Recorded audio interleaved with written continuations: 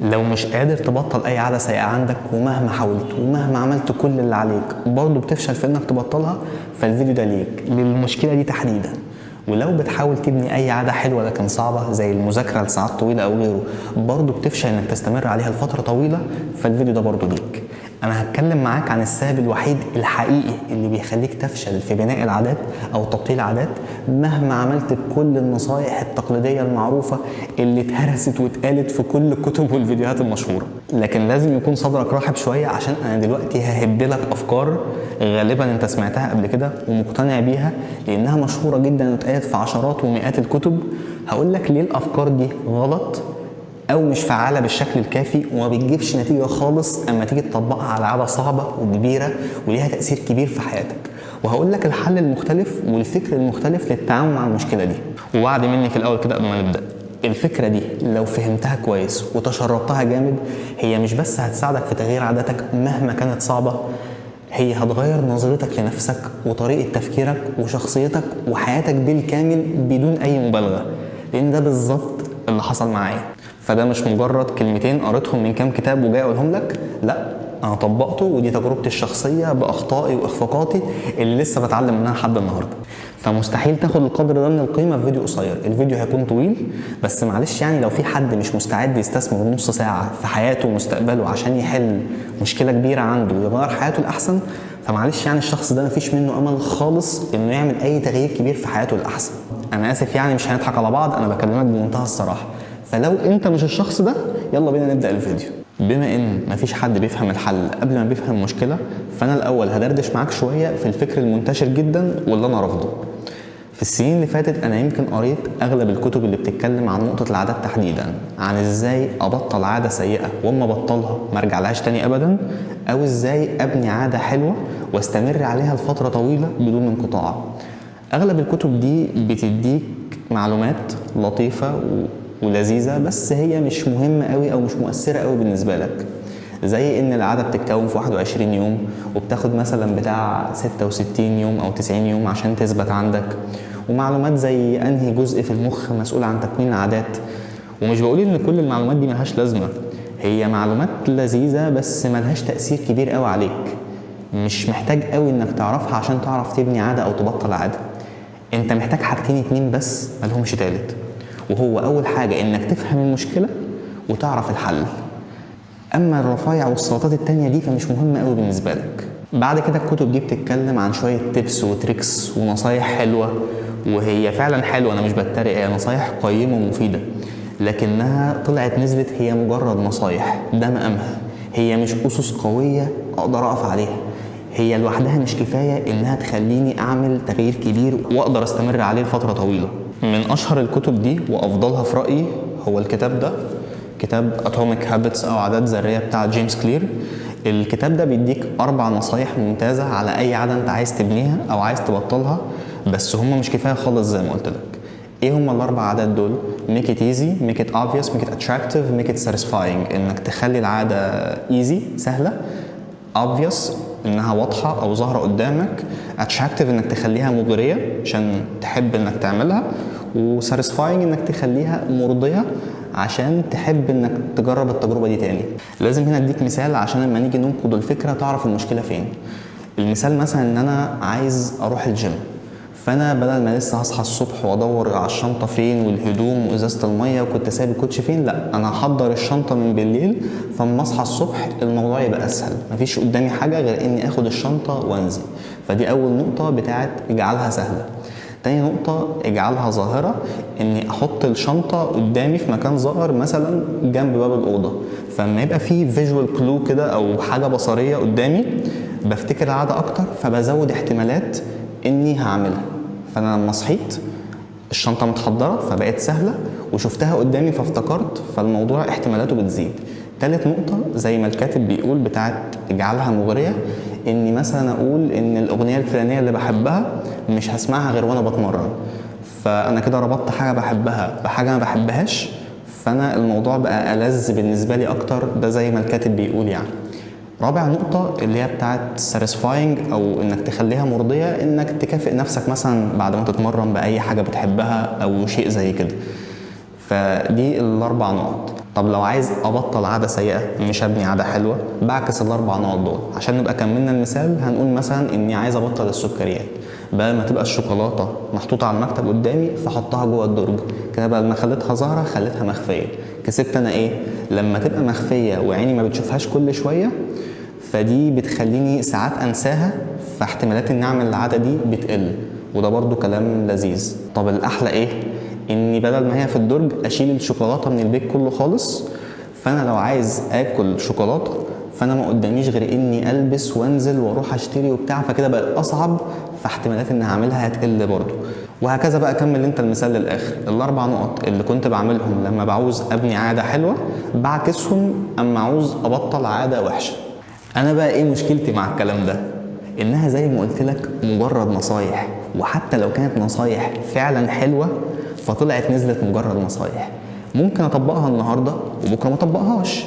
انا عن نفسي مثلا كنت بعمل كل حاجه زي ما الكتاب بيقول، بحضر الشنطه من بالليل واحطها قدامي وكل حاجه 100 فل و10، واصحى الصبح ما اروحش الجيم برضه عادي، مكسل النهارده مش قادر. هي مجرد نصايح. اما النصيحه اللي فعلا حلوه في كتب كتير هي فكره الاكاونتبيلتي بارتنر او شريك المساءله تقريبا يعني. وهي فكره انك لما تعوز تعمل عاده حلوه او تبطل عاده وحشه، انك تشوف واحد صاحبك بتثق فيه تقول له وتتابع معاه كل يوم.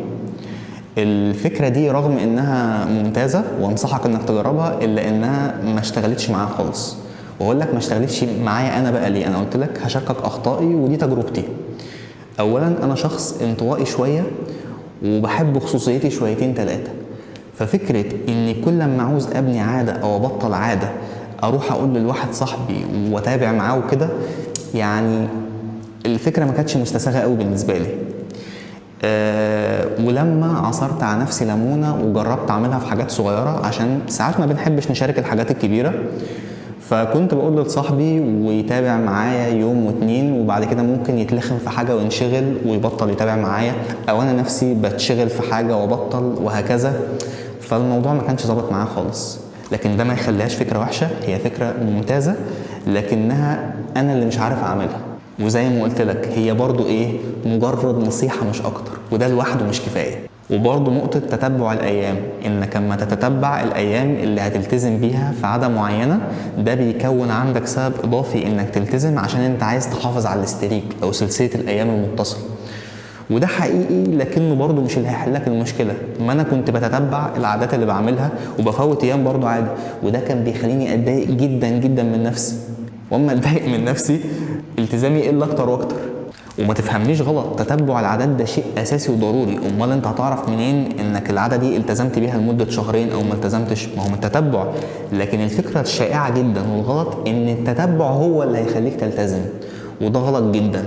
ما كل الناس بتتتبع الايام وما بتلتزمش، وانا برضه. هو فعلا بيكون عندك حافز وشيء اضافي بيحمسك انك تستمر، لكن مش هو السبب خالص اللي هيخليك تستمر. زيها زي كل النصايح اللي قلناها قبلها. في نصيحة كمان مشهورة قوي وغالبا انت سمعت عنها قبل كده يعني بشكل او باخر، يقال انها بتساعدك على الاستمرارية والالتزام بالعادات الحلوة وكده يعني، وهي الديلي افيرميشن. الديلي افيرميشن هي انك بتكتب 5 أو 10 جمل حلوة، زي انا قوي، انا ذكي، انا جامد، العبد اللي لمسك الحديد تناه حاجات من النوعيه دي. تكتبها في ورقه وتحطها قدامك وتقراها اول حاجه الصبح بصوت عالي على الريق كده. عشان ايه؟ تحفزك وتخلي تفكيرك ايجابي طول اليوم وتساعدك على انك تعمل العادات الحلوه وكده يعني. النصيحه دي اللي هو حاجه يعني صباح الضحك والله. تخيل واحد زي الشحط قد كده يقف قدام ورقه الصبح وبصوت عالي انا شطور انا حلو اللي هو حاجه مسخره يعني الصراحه. النصيحه دي انا جربتها مره وحسيت اني عبيط وما عملتهاش تاني. فكره الديلي افرميشن دي اما تفهم اللي هقوله لك دلوقتي هتعرف انها مع كامل احترامي فكره عبيطه جدا ومن اغبى ما يمكن، عشان عقلك ما بيشتغلش بالطريقه دي. مش انك اما تقول له حاجه هيسمعها. ما كانش حد غلب والله على فكره. انا بقى كنت ببقى مستاء من نفسي جدا لاني قريت كل الكتب دي وسمعت كل الفيديوهات الجميله دي وعملت بكل النصايح اللي قلتها لك واكتر وقدهم 100 مره، وبرضه مفيش فايده. اللي هو يعني على راي هاني رمزي بغبي منه فيه، مش عارف بقى ده سوء حظ ولا غباء من الاخرين. يعني لسه عاداتي السيئة الكتير اللي بحاول ابطلها مش ببطلها، والعادات اللي عايز ابنيها واستمر عليها ببدأ وبقطع ومش بستمر ومش واخد الموضوع بجدية. وفكرة ان لما احاول ابدأ حاجة مهمة بفشل ان استمر عليها كانت بتضايقني جدا من نفسي. يعني كنت ساعات بحس اني غبي، ما انا بعمل كل اللي المفروض اني اعمله وبرضه مفيش حاجة بتحصل. يبقى انا يا اما غبي يا في حاجة غلط. يعني انا بكلمك بمنتهى الصراحة، ده بالظبط اللي كان بيحصل معايا. انا شخص عادي واقل من العادي، مش جامد ولا حاجة، وكشخص عادي مش بمشي على الحيط ولا بطلع نار من بقي. طبيعي اني ببقى مقصر في اوقات كتير، مش هنضحك على بعض، ما انا مش هدعي عليك المثالية. فلما بكسل وبقصر في اني اعمل كل اللي عليا بفشل، طبيعي ومفهوم. لما بفشل بسبب اني قصرت وما عملتش كل اللي عليا بقول لنفسي انت راجل قصرت وما عملتش كل اللي عليك ففشلت، ودي حاجة عادية. لكن اما ربنا يكرمني واتجدعن واعصر على نفسي ليمونه وبرضه افضل في نفس النقطه، فلا، كده بقى الغلط مش مني، كده تعالى نتكلم بقى، كده الطريقه اللي انا اصلا بحاول بيها غلط، وده بدايه الكلام. فدي بقى الفكره اللي كنت بكلمك فيها، ان كل دي مجرد نصايح. النصايح مش هتحللك المشكله، هي بتسهل عليك الالتزام شويه بس مش هتخليك تلتزم وتستمر بعد كده في الالتزام ده. طب ايه اللي هيخليك تلتزم وتستمر في الالتزام ده؟ هي البرنسبلز، الاسس مش النصايح. لازم تدي كل حاجه مقامها الصح، والحاجات اللي كنا قاعدين بنقولها من اول فيديو دي مقامها الصح انها نصايح. وانا في الفيديو ده تحديدا مش جاي اديك نصايح، مع ان النصايح حلوه وبتفيد، ولو اعرف نصيحه حلوه هقولها لك، لكن الاهم من وجهه نظري هو البرنسبلز، الاسس. عشان التفكير العلمي بيقول لك ان لما انت بتحاول تحل اي مشكله مش الصح انك تدور على التبس والتريكس والنصايح والطرق المختصره، لا لا، البرنسبلز. وانا رايي الاساس في نقطه بناء العادات ده او هدم العادات هي فكره واحده بس، اما قرات عنها وفهمتها كويس وبدات اطبقها يعني ساعدتني كتير بجد. الفكره دي هي your reputation with yourself، سمعتك مع نفسك. الفكره دي اول لما قرات عنها ما شدتش انتباهي قوي واستغربتها برضو شويه، اللي هو في حاجه اصلا اسمها سمعتك مع نفسك؟ انا اعرف ان السمعه دي عند الناس، زي فلان سمعته انه مواعيده مظبوطه، او لسانه طويل عشان بيشتم كتير، او شاطر في شغله، يعني حاجات زي كده. لكن هو في حاجه اسمها سمعتي مع نفسي؟ السمعه دي للناس، انت بتبقى مرتب ملفات في دماغك لكل حد تعرفه ان فلان سمعته كذا، فلما اجي اتعامل معاه هبقى متوقع ان الحاجه دي هلاقيها. لكن في حاجه اسمها سمعتي مع نفسي؟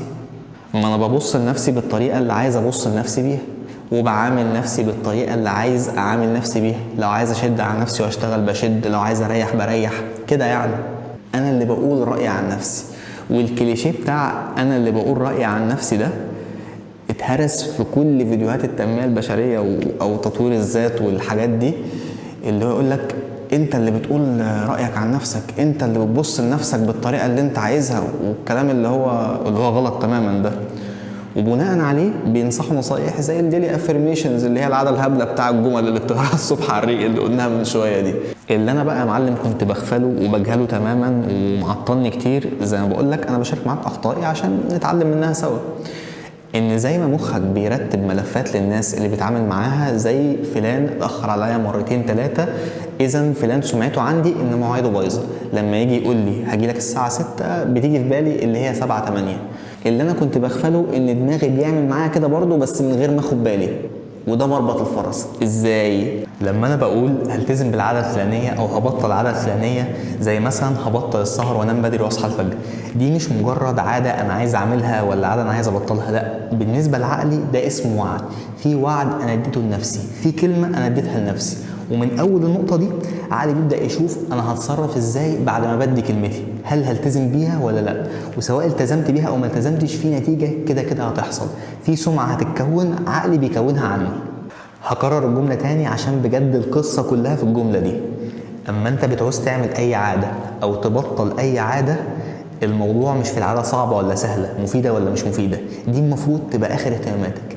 الليله كلها في اللي بيحصل في عقلك الباطن، انك بتدي وعد لنفسك وعقلك بيراقب ويشوف انت بتتصرف ازاي ما بتدي كلمتك، وبيبدا يكون سمعه عنك. طب ايه بقى خطوره الكلام ده؟ واصحى كده في الحته دي. السبب بقى الحقيقي اللي قلت لك عليه من اول الفيديو، والفكره الحقيقيه اللي بتخليك مش عارف ومش قادر تلتزم باي عاده لفتره طويله او تبطل اي عاده صعبه وما ترجع لهاش تاني ابدا، هي ان انا لما قلت لنفسي هبطل عاده خليها السهر مثلا على سبيل المثال، انا اديت وعود كتير لنفسي قبل كده وما نفذتهاش. فعقلي الباطن مع مرور الوقت كون عني سمعه اني مش جد او برجع في كلمتي او ماليش كلمه، سميها زي ما تسميها. فانا لما اقول لنفسي دلوقتي انا هبطل السهر كمثال يعني، ومهما كنت جد ومهما كنت بعني الكلام، عقلي الباطن ما بيبقاش مصدق الكلام، بيقول لنفسه يا عم ده هيتشجع يومين وبعد كده هيرجع وهيكسل زي ما بيعمل كل مره. فاما عقلي الباطن ما ياخدش الكلام بجديه وما يبقاش مصدقه، انا من جوايا مش ببقى مصدق الكلام قوي وما بعرفش التزم بيه. زي بالظبط صاحبك اللي مواعيده بايظه ودايما بيتاخر عليك، هنسميه عماد مثلا، وعماد يجي يقول لك بص انا يوم الثلاث ده المشوار ده مهم قوي بالنسبه لي و6 بالدقيقه هتلاقيني عندك. عقلك ما بيصدقش منه الكلام ولا بياخده بجديه، انت بتقول يا عم 6 مين؟ هو ده عمره جه في ميعاده عشان اما اروح له الساعه 6 اقعد اطلطع ويتاخر عليا زي كل مره؟ لا خليها 7. اهو عقلك بقى بيعمل معاك نفس الحركه بنفس الطريقه. عرفت بقى يا معلم المشكله فين؟ عرفت ليه اما بتعمل كل الكلام اللي اتقال في كتب تطوير الذات والفيديوهات الجميله بتاع انك لازم تتتبع العادات وتسهل العادات اللي عايز تعملها وتصعب العادات اللي عايز تبطلها وتكتب جمل تحفيزيه، وانك اما تبطل عاده لازم تستبدلها بعاده، فتبطل العاده الوحشه وتستبدلها بالعاده الحلوه، وشويه شويه تلاقيك يومين وما كملتش في الاثنين. يعني الخ من الحاجات اللي قلناها دي، بتعمل كل ده وزياده وبرضه لسبب ما انتش عارف تستمر. السبب ده هو ان سمعتك مع نفسك، سوري في اللفظ يعني، زباله مضروبه بالنار. وهي دي النقطه الوحيده اللي لازم تتغير من وجهه نظري لو عايز تشوف نتائج بجد، مش اي حاجه تانية. ومن غير ما الفكره دي، فكره سمعتك مع نفسك، ما تتفهم كويس وتتصلح بالطريقه الصح، والنبي لو عملت كل النصائح اللي في الدنيا ولا هتفرق كتير. وهو ده الفرق اللي كنت بقول لك عليه ما بين الاسس والنصايح. الاسس بتغير تغيير جذري وهي الحاجه اللي انت لازم تبنيها في المقام الاول، اما النصايح فيدوب بتساعد شويه بس بعد ما الاسس تبقى موجوده. طب دي كده المشكله واظن فهمناها. ايه بقى الحل؟ الحل بسيط بس مش سهل قوي، والا كانت كل الناس عملته، وهو انك تغير السمعه دي. الحل انك هتعمل اللي اي حد بيعمله اما بيعوز يغير سمعته. خلينا في نفس المثال بتاع عماد صاحبك اللي مواعيده بايظه. الو ايه يا عمده هنتقابل الساعه كام؟ فيقول لك الساعه 6، فانت تقول في بالك 6 اللي هي 7 يعني، فتروح ل7 تلاقيه واصل 6 بالثانيه وقاعد مستنيك بقاله ساعه، فتقول ايه ده جه في ميعاده؟ ده عمره ما عملها. يا عم ماشي ما جاتش من مره. تاني مره يقول لك انا هاجي في ميعادي ويجي برضه في ميعاده، وتالت مره. فرابع مره ما يقول لك هاجي في ميعادي، يعني انت بتبدا تاخد الكلام بجديه شويه، لسه مش مصدقه قوي تماما برضه، لانك بتقول يا عم انا عارفه هو يومين وهيرجع لعادته القديمه، ده انا عارفه، وبرضه يجي في ميعاده، وخامس مره يجي في ميعاده، واللي بعدها واللي بعدها، لحد ما خلاص اما يقول لك انا هاجي الساعه 4، انت بتبقى متاكد ان 4 بالدقيقه هيكون موجود ومستنيك، وهيزعل لو ما لقاكش موجود، فبتروح له في الميعاد بالثانيه. كده خلاص انت اثر كلامه عليك في النقطه دي ما بقاش زي زمان، واما يقول لك انا اتغيرت فعلا بتصدق ان هو اتغير، مش عشان قالها بلسانه، ما الكلام سهل وكله بيقول، لكن عشان في دليل ملموس بالافعال ان هو فعلا اتغير. واما يقول لك كلمه بعد كده في نقطه بخصوص نقطه العادات، حتى لو كلمه اصعب انت برضه هتصدقه، لان الموضوع مش موضوع عادات، الموضوع موضوع سمعه. انت عماد بقى سمعته عندك انه بيقول الكلمه وبيلتزم بيها، فلو قال لك كلمه تانية اصعب انت برضه هتصدقها عشان له تاريخ بيشهد له انه بيقول الكلمه وبينفذها. ده بالظبط اللي انت هتعمله مع نفسك. احنا هنعتبر المرحله الاولى اللي هتغير فيها سمعتك مع نفسك دي مرحله التاهيل، وفي الفتره الاولى او المرحله الاولى دي هدفنا انها تكون اسهل ما يمكن. انت مش هتبطل فيها السجاير ولا هتعمل اي حاجه مثيره للاعجاب او الاهتمام، لا خالص، انت هتبني بس الاساس اللي هيخليك تقدر تعمل كده بعدين. هبسطها لك، احنا هنبص لشخصيتك كانها عماره، والعادات اللي بتكون شخصيتك كانها الادوار بتاع العماره. مثلا الدور الاول عاده مهمه زي الصلاه، الدور الثاني الصحيان بدري، ودور للمذاكره، ودور للرياضه، الخ الخ الخ. وفي برضه ادوار منيله ب60 نيله ومليانه حشرات وعاوزين نهدها، زي اي عاده سيئه انت بتعملها. ومش هدي امثله، ادي انت الامثله لنفسك. وعشان اضمن اني اعرف ابني كويس واعرف اهد الادوار البايظه من غير ما البيت يقع فوق دماغي، لازم الاول ابني اساس قوي اقدر اقف فوقيه واهد واشيل واحط وابني واعمل كل حاجه وانا مرتاح. الاساس ده هو سمعتك مع نفسك. اللي هتعمله في فتره التاهيل دي انك هتدي وعود لنفسك زي ما انت بتعمل مع نفسك في الطبيعي على فكره، لكن المره دي هتصدق في الوعود دي. طب تضمن ازاي ان المره دي غير كل مره هتصدق انت في الوعود دي؟ عن طريق انك في البدايه بس هتدي وعود لنفسك سهله جدا لدرجه التفاهه بحيث تضمن انك تنفذها. زي مثلا هقول انا من النهارده كل يوم هصحى هروق السرير بتاعي اول حاجه في اليوم. عاده سهله جدا ما تاخدش من نص دقيقه لدقيقه بالكتير، ملهاش اي لازمه ومش هتفيدك قوي، انا صريح معاك اهو. والنبي ما تقعدش تمنطق الاشياء وتقول انا هرتب السرير عشان هيديني طاقه ايجابيه وبدايه حلوه لليوم، او اما اجي انام بالليل هيبقى السرير متروق وانام اسرع. لا لا لا لا، مش ده السبب خالص. قول لنفسك انا بعمل العاده البسيطه دي بصراحه اهو عشان بس اجدد علاقتي مع نفسي واغير السمعه القديمه اللي عقلي مكونها عني، اني لما بقول كلمه ما بلتزمش بيها، والمره دي لما اقول الكلمه دي هلتزم بيها وهستمر عليها. وتتبع الايام، اكتبها في ورقه او نزل تطبيق زي تيك تك على الموبايل او ايا كان، بحيث اما يعدي يوم واثنين واسبوع واثنين وشهر تيجي بعد شهر تقول انا من شهر فات من 30 يوم قلت اني هعمل كذا، ومن ساعتها كل يوم وانا بنفذ الكلمه اللي قلت عليها. بعد 20 يوم ولا 30 يوم تدخل عاده تانية سهله جدا برضو بس اصعب شويه. خلي بالك هتبدا واحده واحده تتدرج في الصعوبه. زي بعد ما هروق السرير في دقيقه هلعب 5 دقايق رياضه، مش نص ساعة مش ساعة، هلعب مثلا 5 دقايق جري في المكان او هعمل 5 عدات ضغط، مش 10 مش 100. بكرر تاني، انت مش بتعمل ال5 دقايق دول عشان الفوائد الصحية، هم مش هيفرقوا معاك في اي حاجة. انت مش عايز تستفيد في الفترة دي، مش دي اولويتك خالص. هو لازم تبقى صريح مع نفسك في اولوياتك. انت لسه بتغير سمعتك مع نفسك وبتبني علاقة جديدة مع نفسك، ده بس اللي انت بتعمله. انت لسه بتبني اساس العمارة دلوقتي، انت مش بتبني الادوار. يا ريت تبقى الحتة دي واضحة. لو ال5 دقايق رياضة صعبة خليهم 3 دقايق او خليها اي عادة تانية خالص تعجبك، بس بشرط تكون عادة سهلة لدرجة العبط، بحيث لو قلت انك هتعملها لمدة 100 يوم لو ايه حصل هتقدر تعملها. لو الدنيا اتهدت حواليك مستحيل ترجع في كلمتك، عشان نسرع مرحلة تغيير السمعة دي، عشان بعد ما المرحلة الانتقالية اللي في الأول دي تخلص هتبدأ بقى تجني الثمار وتشوف الفوائد الحقيقية، هتبدأ تبني أدوار العمارة. أما يعدي بقى 100 يوم مثلا و3 4 يا سيدي 5 عادات من السهلة اللي قلنا عليها دي، أنت ملتزم وما بتفوتش يوم، وطبعا مش كلها سهلة، احنا قلنا أنت بدأت تتدرج في الصعوبة واحدة واحدة. عقلك زي ما عمل مع عماد صاحبك في المثال اللي قلناه هيبدأ يعمل معاك، هيبدأ يبص لكلمتك بصورة مختلفة. البني آدم ده أما بيقول كلمة سهلة صعبة بيعملها كده. يا معلم ألف مبروك، أنت بدأت تغير سمعتك مع نفسك وبدأت تبني سمعة جديدة هتخليك تقدر تعمل أي خطوة صعبة أنت ما كنتش قادر تعملها قبل كده، وتصدق نفسك أما تقول إنك هتعمل إنك فعلا هتعمل. والسمعة دي انت بذلت فيها مجهود كبير قوي وخدت فيها وقت كتير واستثمرت فيها كتير، فهتبقى خايف جدا انك تخسرها، فهتعمل كل اللي تقدر عليه عشان ما تخسرهاش. فانت مش هتلتزم بالعادة عشان بس الفوائد اللي هتجيلك من وراها، انت عشان شخصيتك ما تتهزش وصورتك قدام نفسك ما تتهزش. انت بقى عندك دافع اكبر بكتير يخليك لو الدنيا هتتهد من حواليك انا لازم اعمل ده عشان صورتي قدام نفسي ما تتهزش. فهمت ليه لازم يبقى عندك حافز قوي عشان تقدر تلتزم بالحاجة؟